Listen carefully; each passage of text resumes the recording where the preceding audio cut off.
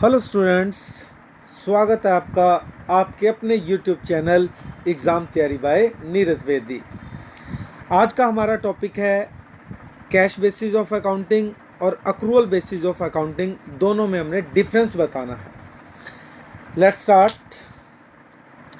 On the first hand सबसे पहले मैं ले रहा हूँ cash basis of accounting and on the other hand दूसरे हाथ में ले रहा हूँ अक्रूवल बेसिस ऑफ अकाउंटिंग।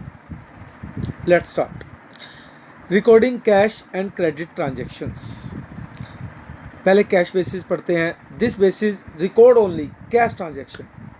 जैसा कि इसके नाम से ही पता लग रहा है, इस बेसिस, इस आधार पर हम सिर्फ नगद की ट्रांजैक्शंस को ही रिकॉर्ड करते हैं, जबकि अक्रूवल बेसिस में हम दोनों cash as well as credit, नगद और उधार दोनों तरह की ट्रांजैक्शन को रिकॉर्ड करते हैं। Second, timing of recording of income.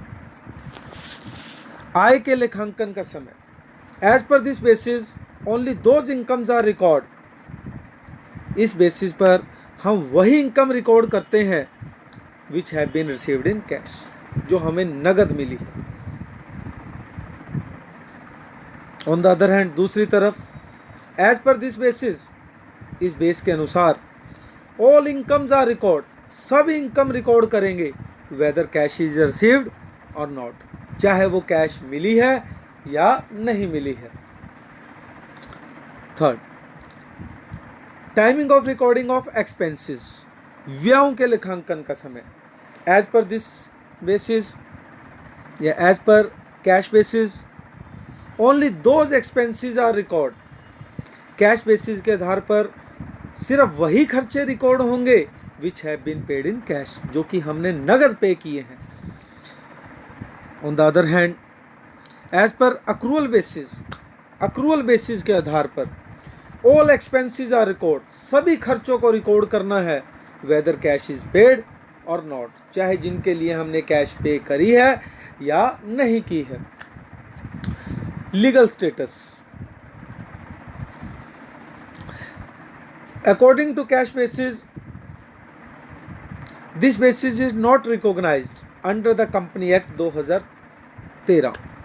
Company अधिनियम 2013 के अनुसार कैश बेसिस को मान्यता प्राप्त नहीं है।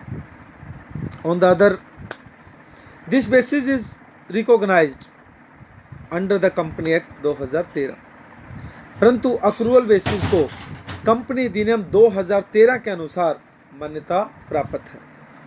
सूटेबिलिटी, उपयुक्तता। This basis is suitable for professional लोग। कैश बेसिस प्रोफेशनल लोगों के लिए उपयुक्त है, फायदेमंद है, जबकि अक्रूवल बेसिस बिजनेसमैन के लिए उपयुक्त है। Thank you sir.